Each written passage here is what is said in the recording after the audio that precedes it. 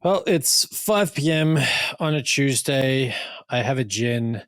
Let's talk tech stuff.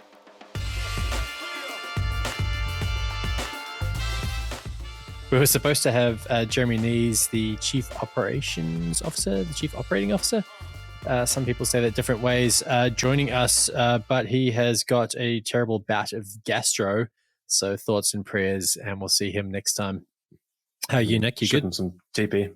I'm recovering. I apologize for the croaky Morgan Freeman voice that I'm trying to do, as well as all coughing. Sounds good. Just go with it now. It's my life. Yeah, post-COVID.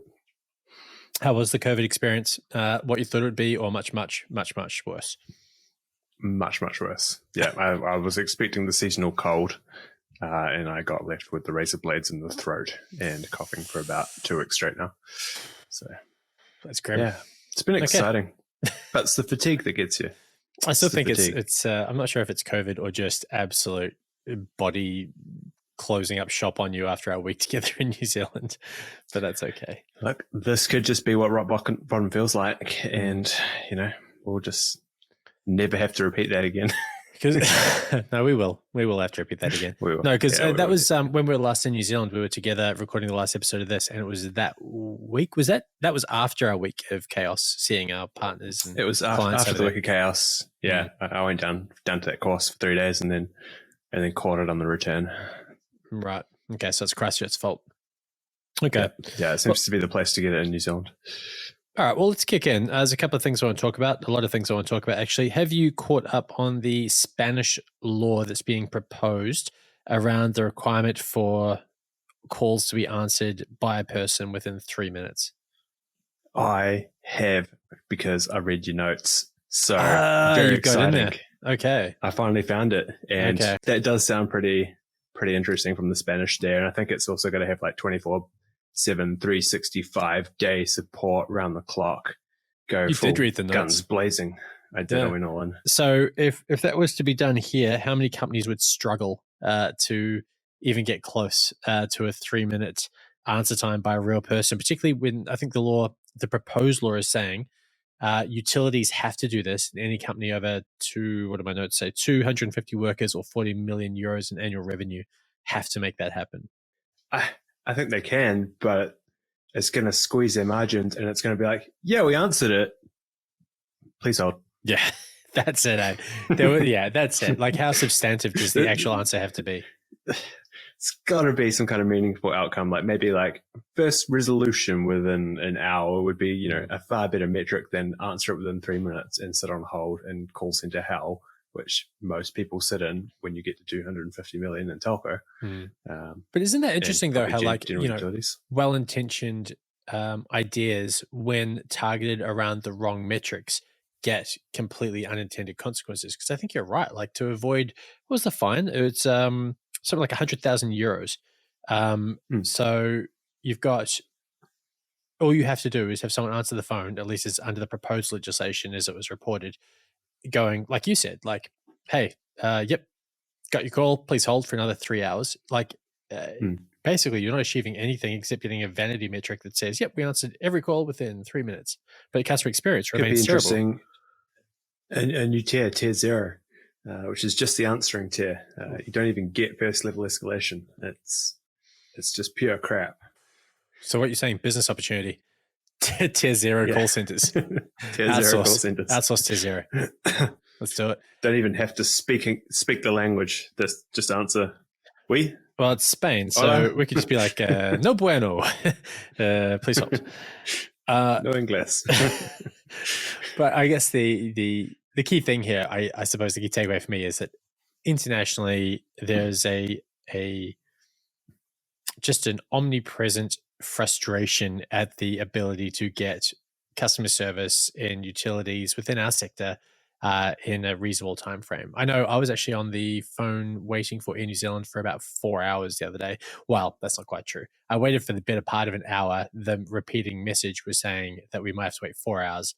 And I have the whole here's just me, just humble brag, but I got the whole elite status thing with Air New Zealand. So I was like, yep, this should not be too bad, but apparently not the case. So it's not just utilities, but it really does impact the customer experience. And yeah, I don't know. I'm not sure the legislation is the right play, but it's just a reflection of, I guess, that pervasive frustration.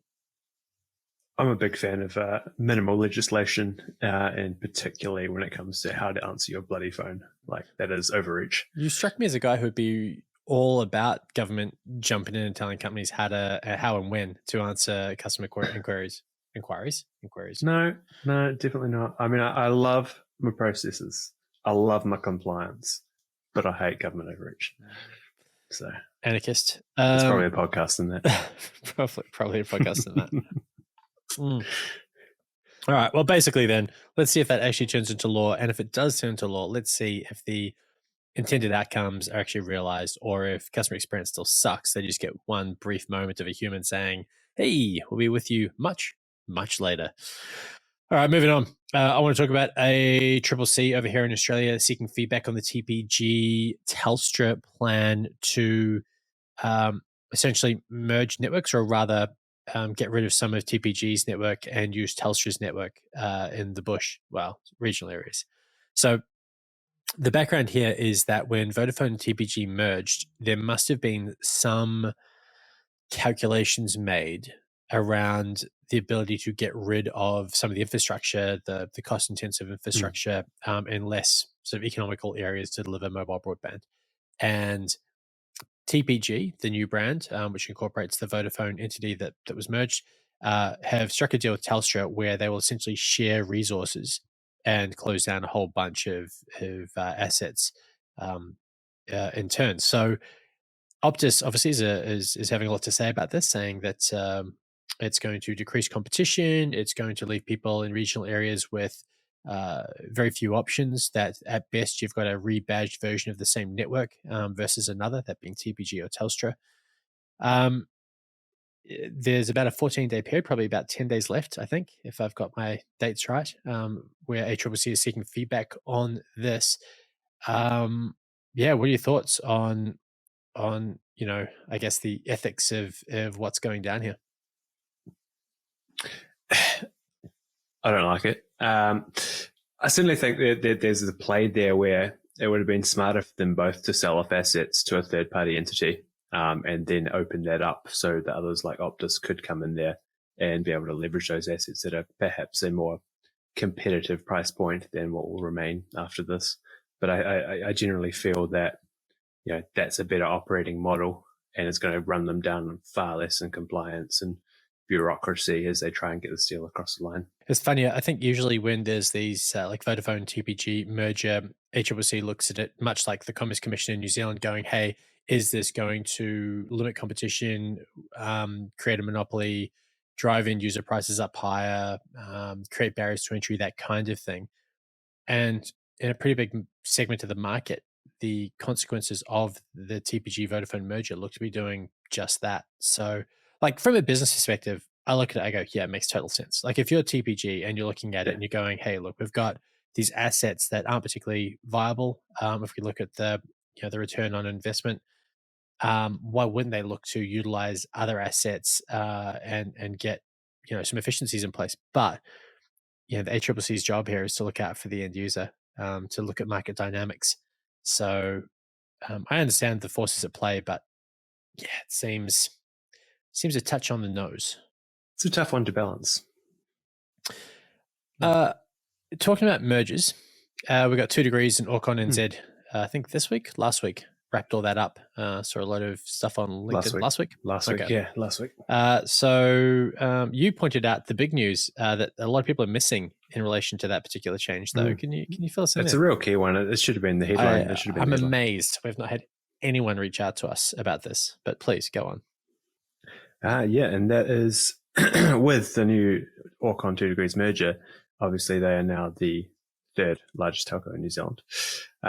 But the key message here is that Lightwire is now the 9th largest internet service provider in New Zealand. In my head, I genuinely can hear moving up from a whopping 10. I can honestly hear applause. Like I'm imagining the applause.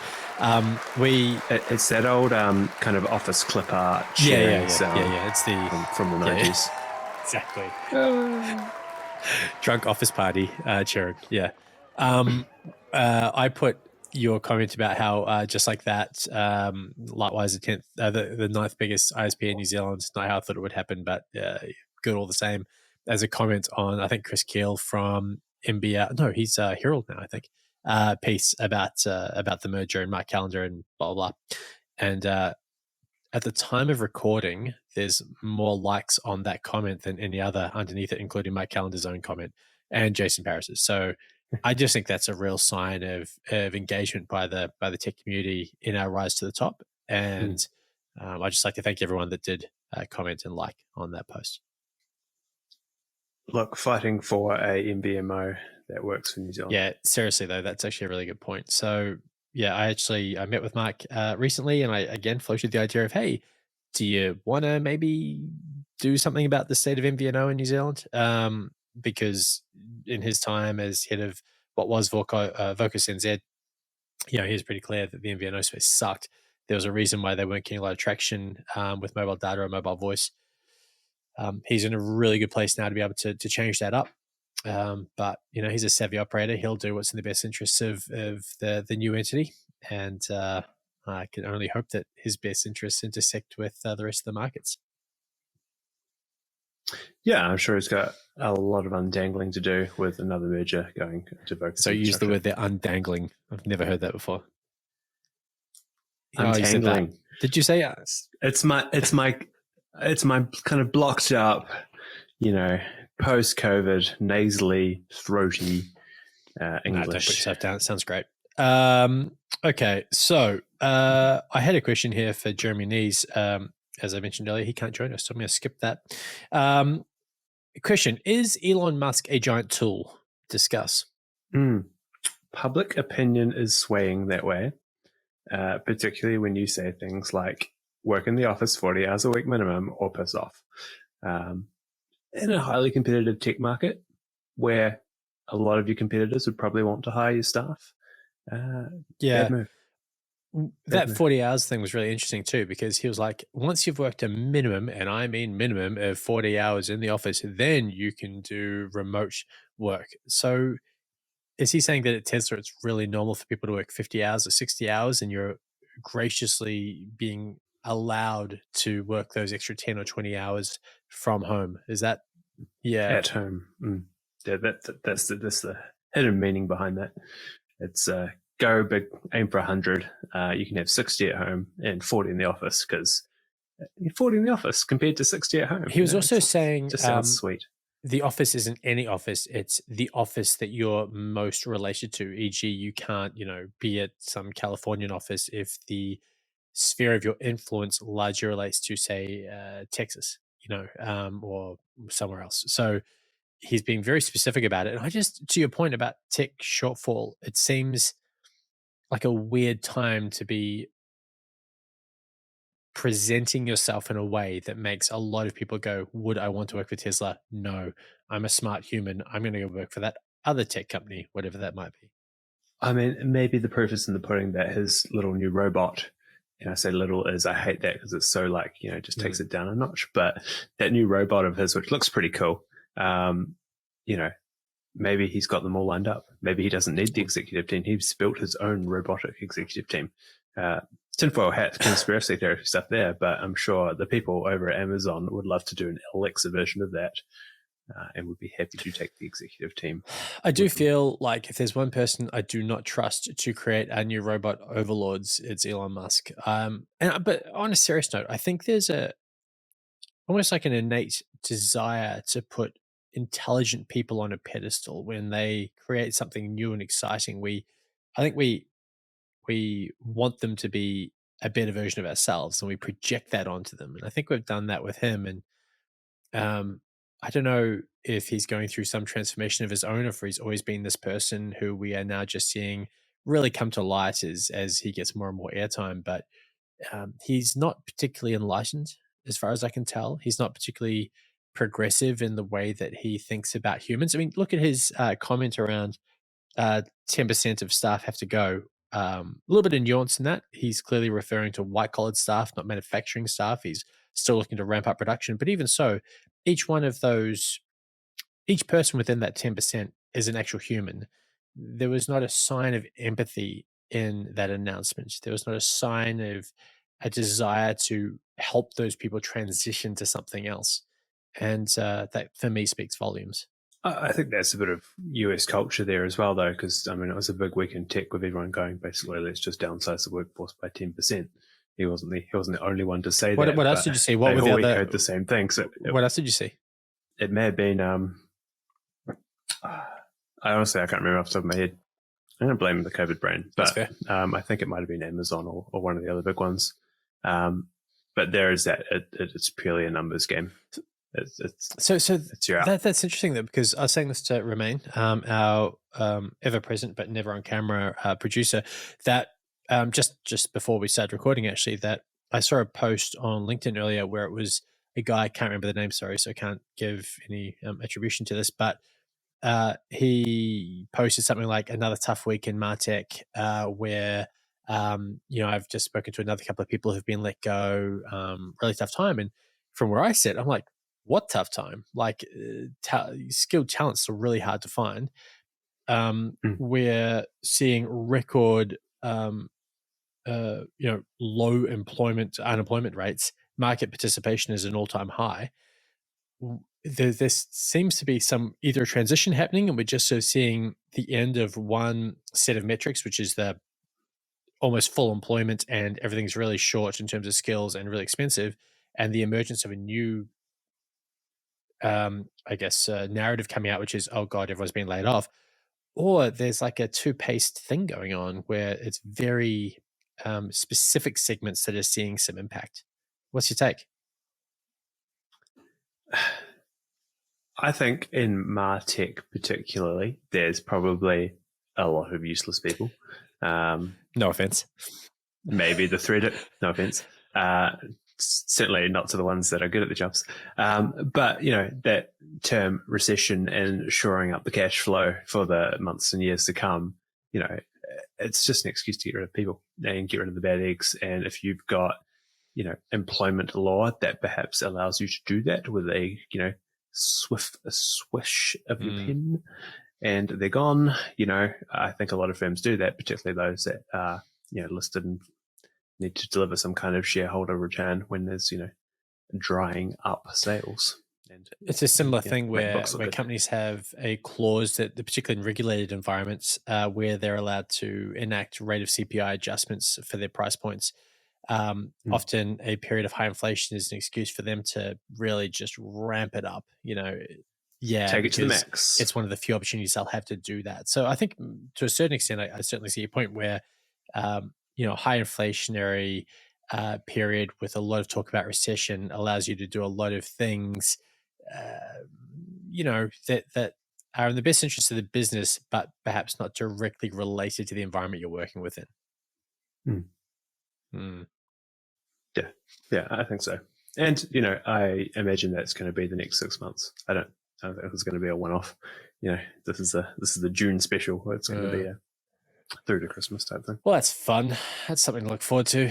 Cool. Okay, let's talk about the next thing I had, which I sucked in. I didn't have in my notes, so you don't even know I was going to talk about this. It's up in the old brain. But consumer health metrics. No. No. And also in the notes, I didn't say consumer, I said customer. But anyway. Customer, I know. I was just testing. Cool. No, I am talking about, I want to talk about, these gins are strong, I have to be honest. They're, maybe I haven't eaten enough. Navy strength or Navy plus? I think it might be Navy. It's the Lightwire branded gin, by the way. It's really quite good. Yeah, anyway, comment for a bottle, I guess. If someone listening to this messages me on LinkedIn and says, I would like one of those bottles, and you're one of the first 5 people to say that to me, I will make sure you get a bottle, and it's really quite good.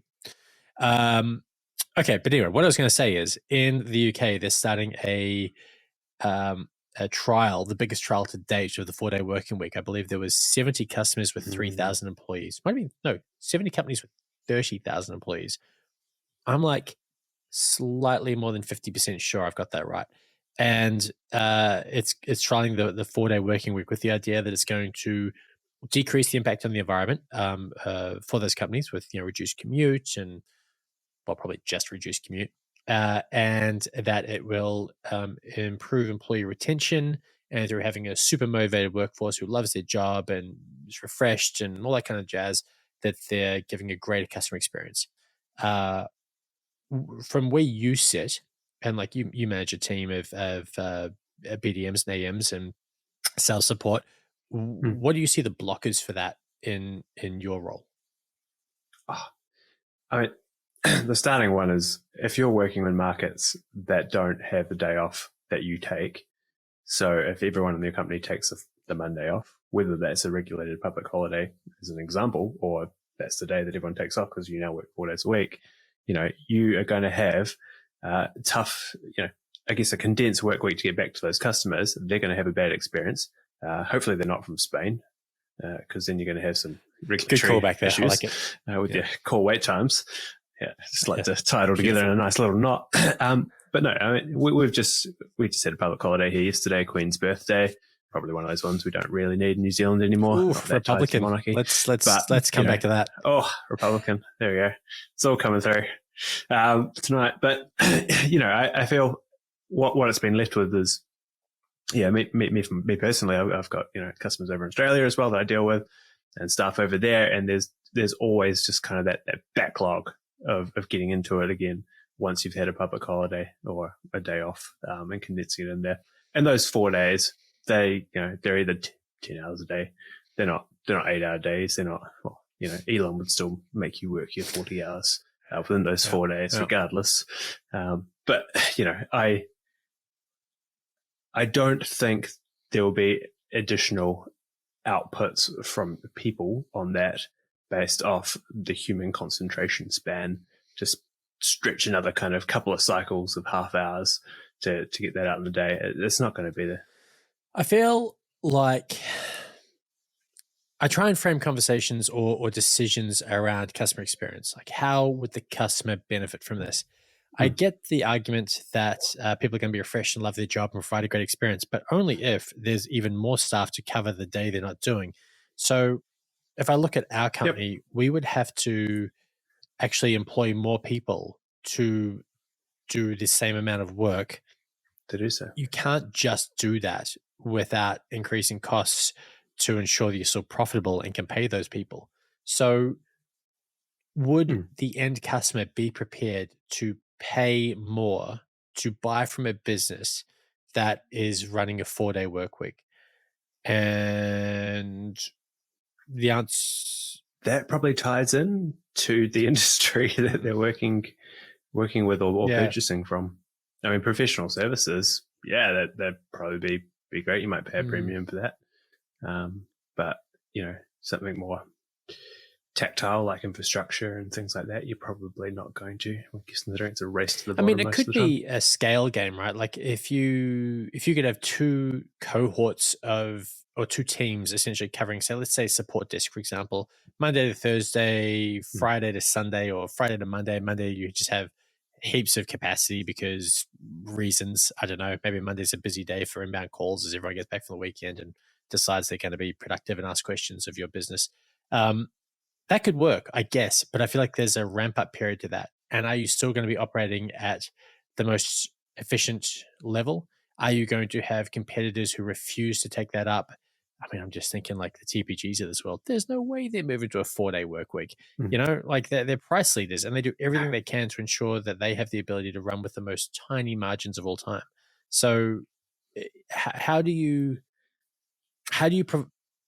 or maybe that's it's retaining talent by offering that and then offshoring the rest, which doesn't result back to the customer experience, but comes back to reduced cost and all that other stuff. Gross. So. I don't know.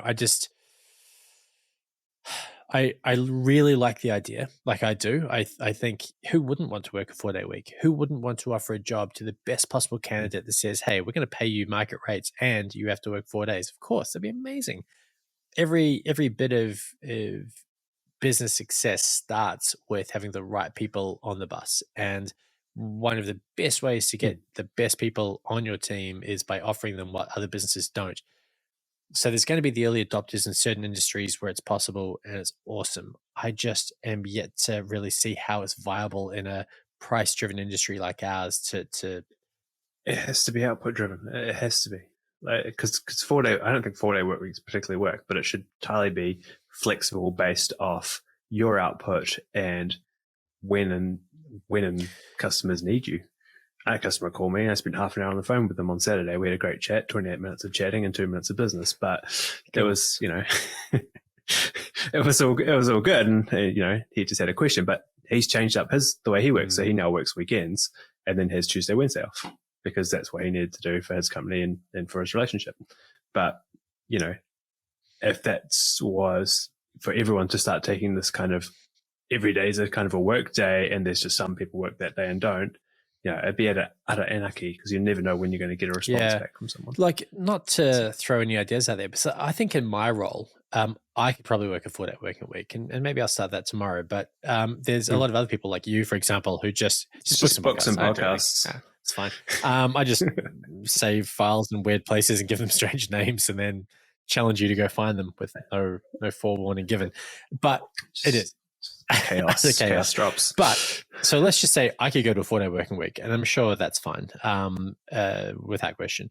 You certainly couldn't for a whole range of reasons. But I think the point I'm trying to make here, the labored point I'm trying to make, is that it's role specific. Within a business, there will be people who can work 4 days because they can prioritize their time, maybe chuck in a couple extra hours, which isn't the point of 4-day working weeks, but it can probably be done. But there are other people who, while they might not be busy every hour of every day, they need to be there. They need to be available. Support roles, sales roles, provisioning roles, all that kind of stuff. They can't just go, sorry, Fridays are off for us. If you need something on that day, see you Monday. Like it does not work. So that's when you get back to okay, well then you augment the size of the team.